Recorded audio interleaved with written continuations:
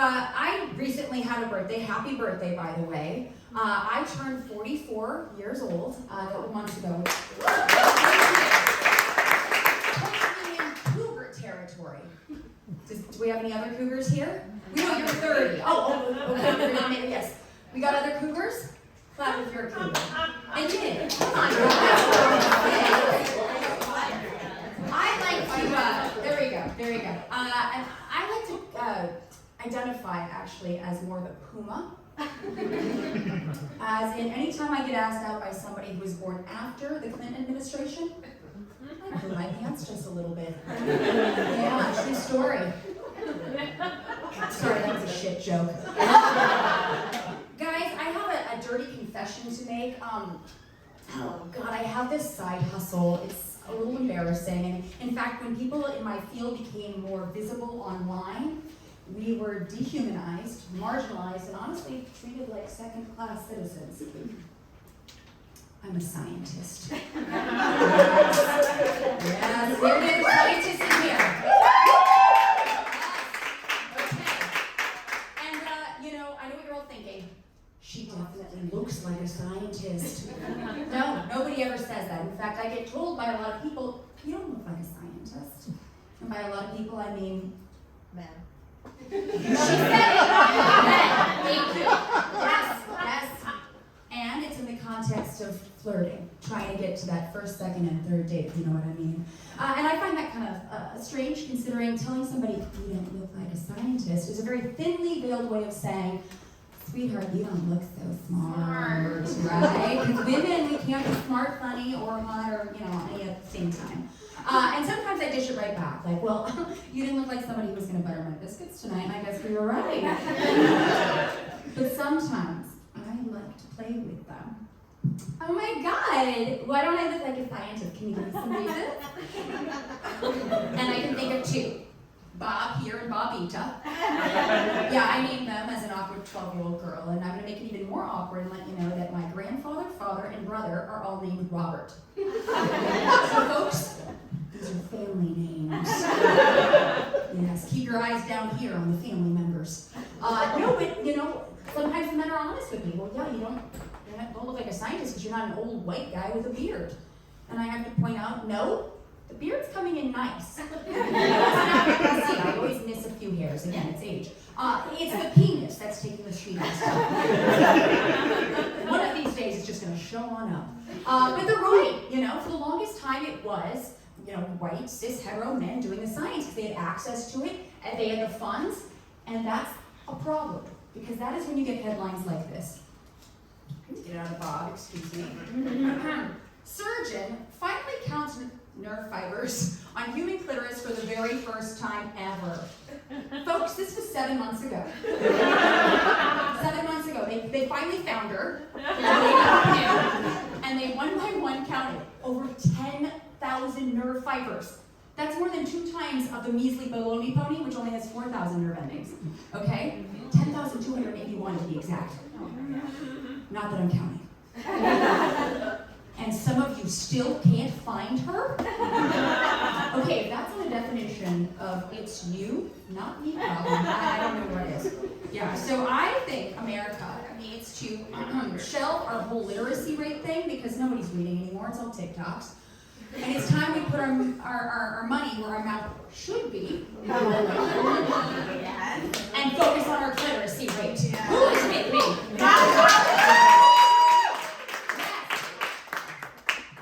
And look what happens when we put our money where our mouth should be and focus on our literacy rate. I'm not insinuating that this woman is pregnant because I would never ask until you have a baby in your hands, but I think maybe she is. Congratulations. By the way, I was conceived in Kentucky, which is just over the river of Cincinnati. So yes, my parents are very TMI, by the way. And I do mushrooms with my own father, so that, but it's not just humans that have a problem with representation in science. Snakes have this problem too. Let me explain. 4 months ago, an all-female team of researchers in Australia discovered that female snakes not just only have one clitoris, they have 2 devil's doorbells. Yes, and it's forked. The carpets match the drapes, guys, and the males Two-pronged for her pleasure.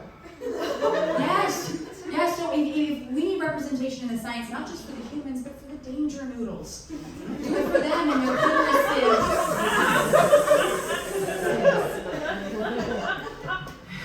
Yeah. So that's what I got going on. And as far as science goes, I am what you call a primatologist, not to be confused with a proctologist. I study monkeys and apes. Okay? And spoiler alert, all of you are a bunch of primates. So I'm taking notes. Especially you, sir. Yeah. I saw what you did before the show. Didn't know a banana could end that way. Very appealing content. You keep that up. Yeah. But I study spider monkeys.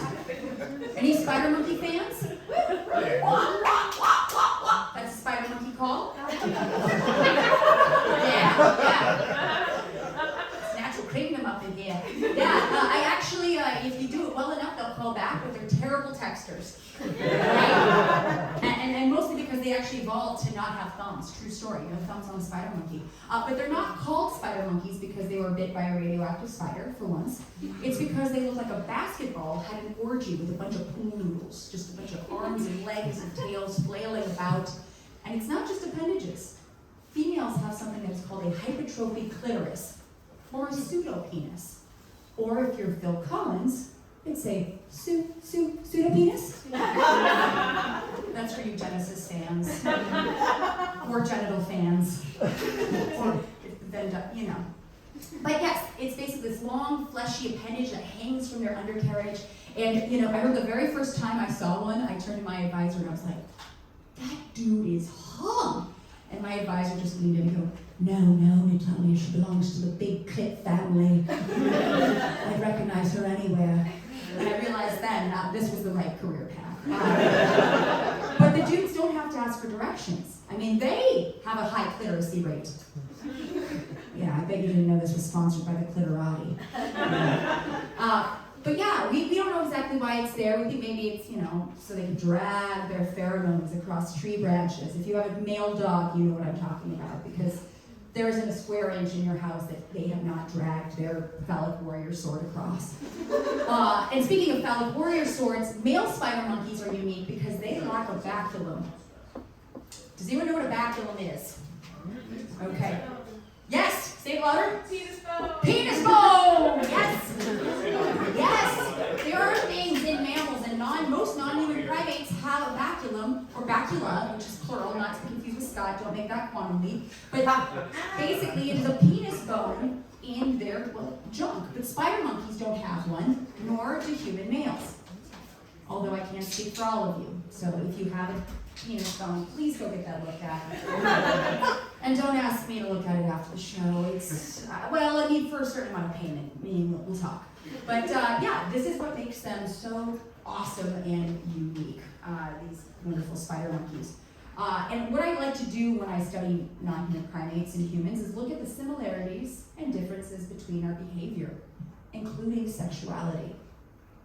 And folks, nothing steams my clam more than when I hear Christian conservatives say, homosexuality, it's just not natural. It's an abomination in the face of the Lord. No, Raylene, what's an abomination is your unironic mullet. Homosexuality is totally natural. And let me explain using your own logic. You see, okay, I went to parochial school from age 5 to 12th grade.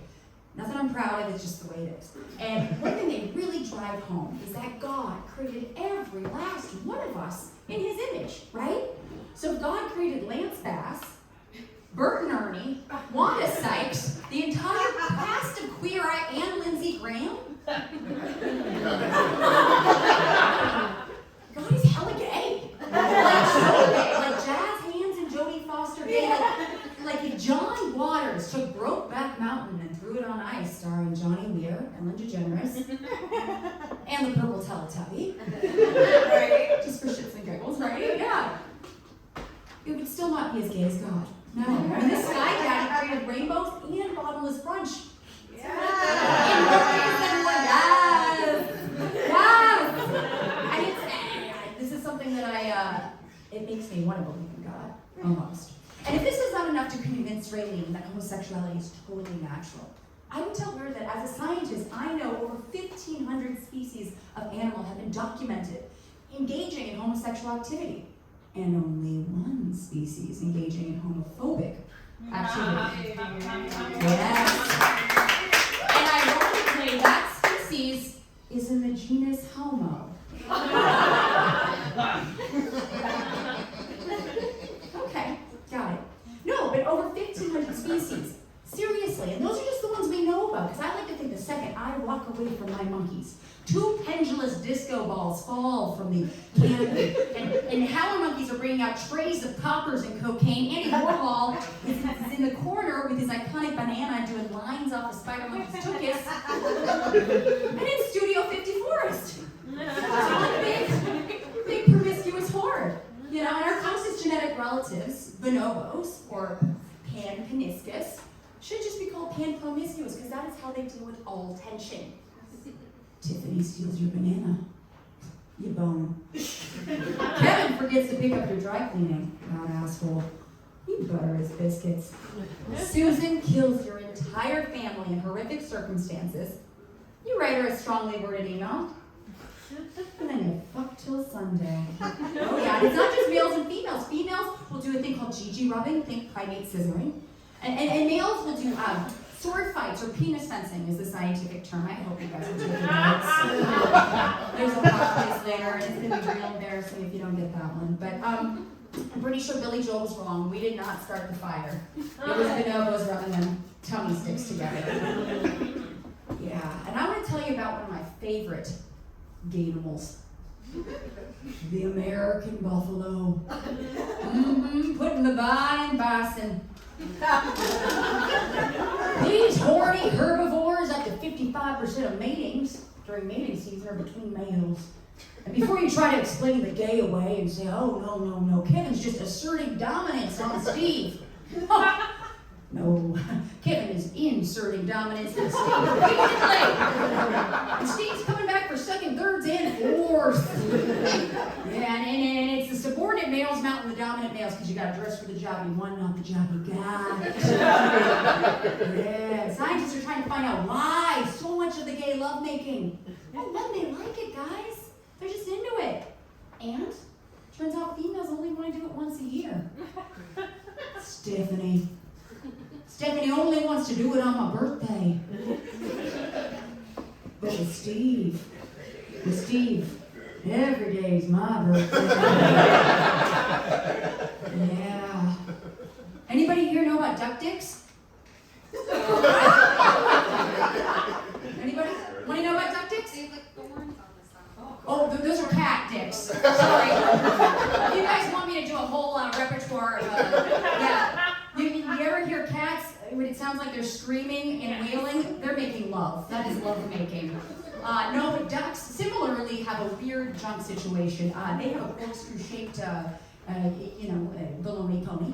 And, female ducks have a corkscrew-shaped JFK.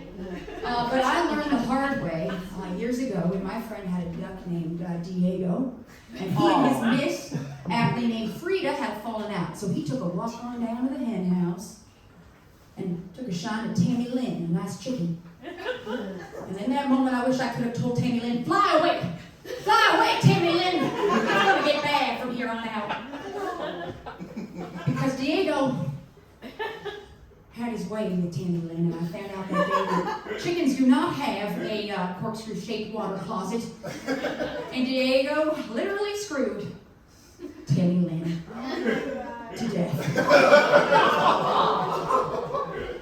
Yes, it was really bad. And thank you so much, guys. I'm Natalia Reagan.